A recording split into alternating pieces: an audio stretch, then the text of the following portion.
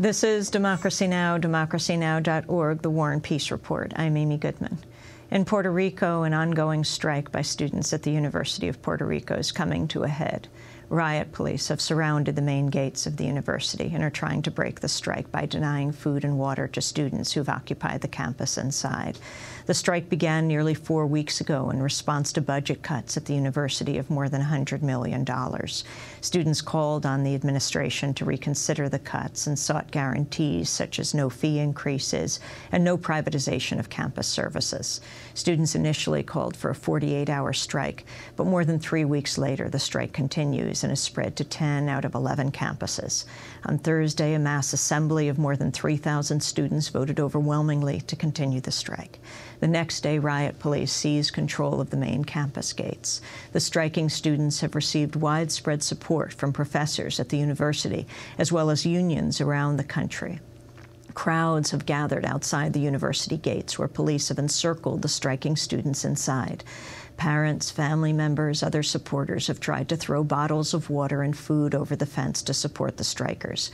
We go now to Puerto Rico, inside the occupied campus at the university, where we're joined by Giovanni Roberto, a student at the University of Puerto Rico and a spokesperson for the striking students. We're also joined by a professor at the university outside the campus who's supporting the students. Christopher Powers is a professor of comparative literature at UPR. He joins us on the phone. We welcome you both to Democracy Now! Giovanni, we'll begin with you. Describe the scene right now and what your demands are. Hi, Amy, and hi, people watching. Our main demand was we reject certification of the trustees of the university that try to limit the tuition waivers to students. Especially they try to make people that have a Pell Grant or other economic help not to be part of the tuition waiver, which in the University of Puerto Rico, which is a public university, most of students have economic aids in order to go to the university and study. So we identified that the administration, what they wanted to do is to attack especially poor students, trying to limit that right to have a tuition waiver. Right now in the university, we are inside. We remain for more than 27 days on strikes. We are occupying the whole campuses. As you say, 10 out of 11 campuses are shut down by students. Inside the university is calm. We have been receiving a lot of people outside the fences helping us to resist the possibility of the police to get in. Since the first day, the administration demonstrated no will to negotiate with students. Our first demand was at the beginning to negotiate. We only want to negotiate with the administration our demands. We have been working for more than 1 year. And after that, we have no other solution to go on strike as we're doing now, trying to push the administration to negotiate. And they only use the force. They trying to get the police in and trying to make us go out. And that's one of the demands. Let me bring Professor Powers into this, professor at the University of Puerto Rico. Can you talk about the scene there as well, the students outside, the professors, the students inside, the professors outside? Yes, well, thank you for having me on the show.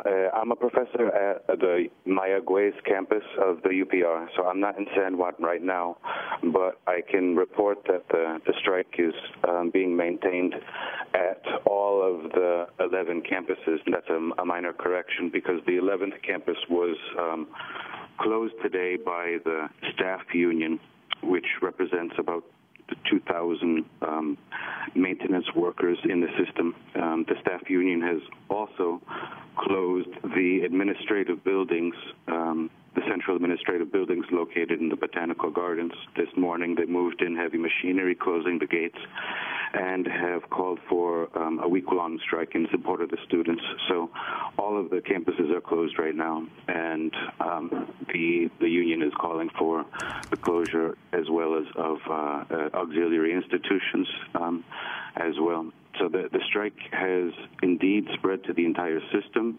It has also sparked widespread support on the part of professors, for one, but also the broad public. Parents are involved in supporting the students in an unprecedented way compared with strikes in the past. The use of force to close the main campus has sparked wide sympathy with the students. It should also be noted that the University of Puerto Rico is a university of 64,000 students. It's the largest university in the Caribbean, and it's also the premier institution of higher learning in the country. It's considered part of the cultural patrimony of the island.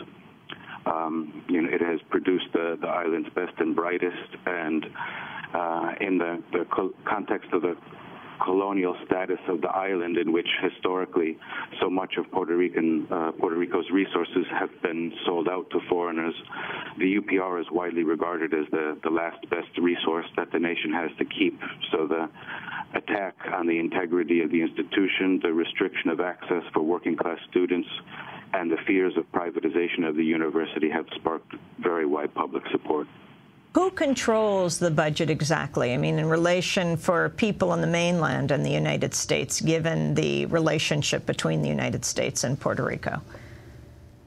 Right. The budget of the university is controlled by the presidency and the board of trustees. According to a law from 1966, 9.6% of the income into the general funds of Puerto Rico are to be used by the university. However, the current conservative, pro-statehood, new progressive party government issued a law called Law Number 7, which is widely unpopular on the island, which gave them emergency powers to affect fiscal measures. And this law has been implemented in the year and a half or so of the Fortuño administration to lay off public workers, and now it's been applied to deny funds that have been historically available to the university. This has caused a deficit which could be $100 million or more, although those are based on estimates at this point. At any rate, the austerity measures that the Board of Trustees and the presidency are trying to impose have been disproportionately directed at students, professors, and staff, and have not at all touched the bloated budgets for the central administration and the chancellor's offices. So there's a very sense of injustice and unfairness in the application of the austerity measures, and the students are not taking it. They have maintained a strike and haven't budged from the camps that they've set up at the gates at the various universities. It's a very multi-sectorial movement. The students, it's not just the traditional activists who are protesting. The tuition waivers that Giovanni was mentioning apply to groups like athletes and musicians. So these students are also involved in the protest.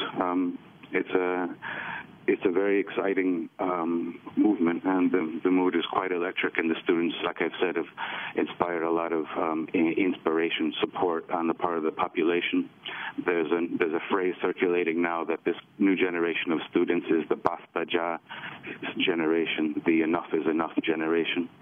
Giovanni, Roberto, what are your plans now with the SWAT teams having moved in? Where do you go from here? Well, we're still demanding the administration to negotiate. Actually, I think the general strike call for tomorrow is a good step forward in order to push the administration and push the government as part of that administration to sit down in the table of negotiation. We're only demanding that. We need to negotiate our demands. Right now, we're gonna continue the strike. We are not gonna let us intimidate by the police.